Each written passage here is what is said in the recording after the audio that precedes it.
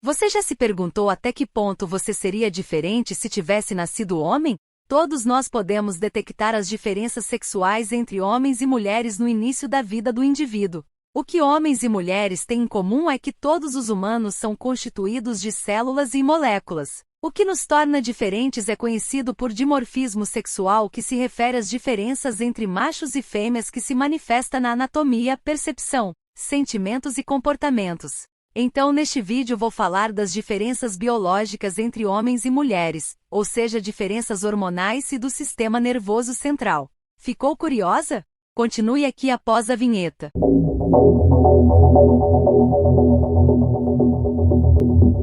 Homens e mulheres diferem não apenas em aspectos biológicos óbvios, mas também em atividade cerebral, estilos cognitivos e comportamentais específicos do sexo e também suscetibilidade a doenças e distúrbios. Então o sexo importa. Machos e fêmeas são programados de forma diferente por natureza, e isso deve ser respeitado. O sexo refere-se às diferenças biológicas que são determinados por cromossomos sexuais e genes que formam os ovários e os testículos, órgãos genitais internos e externos e hormônios fisiológicos.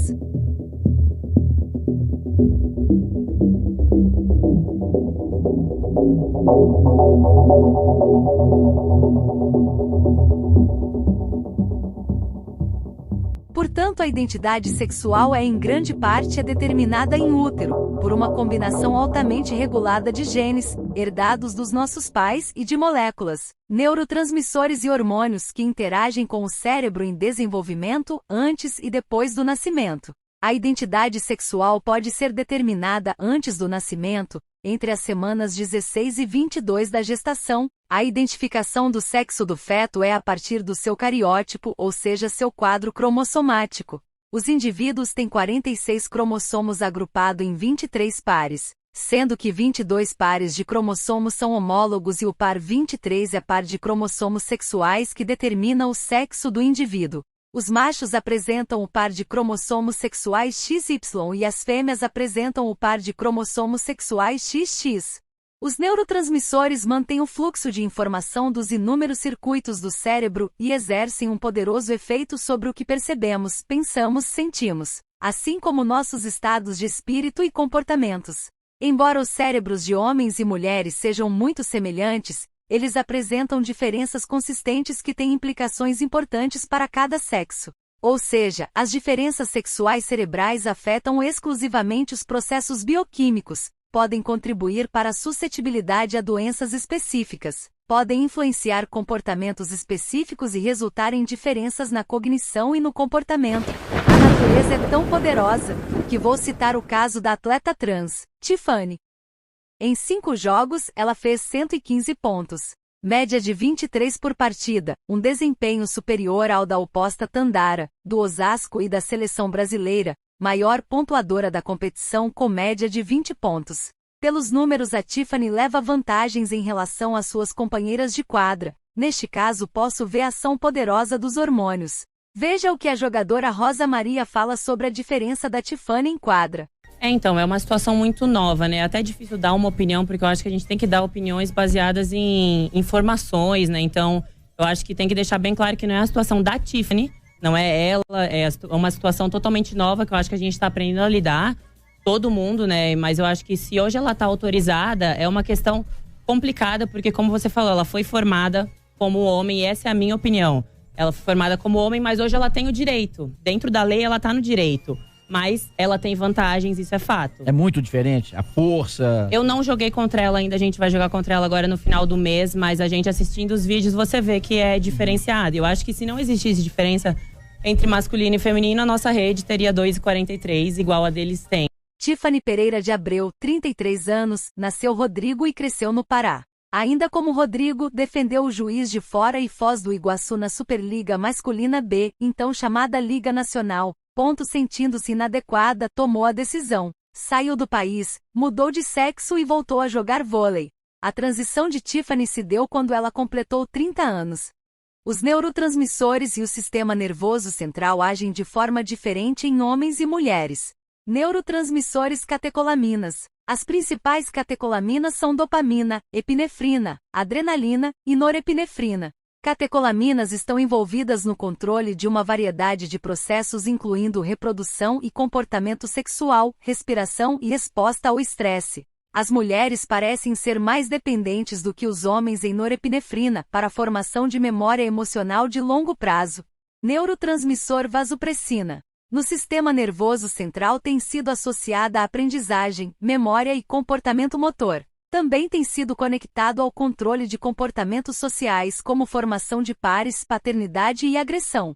Alguns estudos mostram que sua concentração plasmática é maior em homens.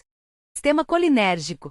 Ajuda a regular o ciclo sono-vigília e modula a plasticidade sináptica implicada na memória, aprendizado e desenvolvimento. Diferenças sexuais são encontradas em muitos pontos do sistema colinérgico. Os homens são mais sensíveis à estimulação colinérgica. Sistema opioide. Os opioides são uma classe de produtos químicos para os quais os receptores são encontrados em todo o sistema nervoso central. Os opioides exercem um efeito analgésico e também desempenham um papel na resposta ao estresse e na reprodução, e parecem ser mais eficazes em mulheres do que em homens. Os dois sexos têm cérebros semelhantes, mas não idênticos. Existem diferenças sexuais nos padrões sinápticos e densidade neuronal.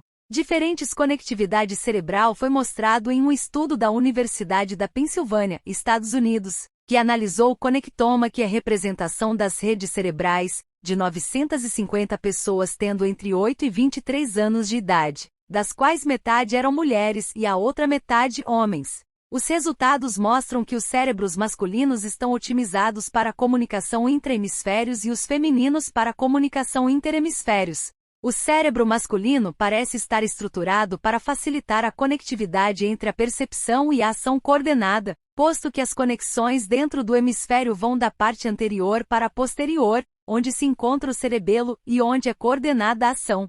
Por outro lado, o cérebro feminino está projetado para facilitar a comunicação entre os modos de raciocínio analíticos e sequenciais do hemisfério esquerdo com o processamento da informação espacial e intuitivo do hemisfério direito. Estas diferenças nas conexões poderiam estar relacionadas com o fato de, no geral, as mulheres serem melhores nos testes de atenção, de memória de palavras e rostos, de cognição social e de, por outro lado, os homens são melhores no processamento e na memória espacial e na velocidade motora e sensorial motora. Tais diferenças começam a manifestar-se na infância e vão se desenvolvendo com a idade, tornando-se muito evidentes na adolescência a caminho da idade adulta, entre os 18 e os 22 anos. Resumindo, o cérebro masculino médio é projetado para conectar melhor a percepção sensorial com a atividade motora e o cérebro feminino está predisposto a vincular o processamento analítico e intuitivo. As diferenças sexuais cerebrais afetam os processos bioquímicos, podem contribuir para a suscetibilidade a doenças específicas e podem influenciar comportamentos específicos. Existem diferenças na cognição e no comportamento, que deixarei para um próximo vídeo. Conclusão.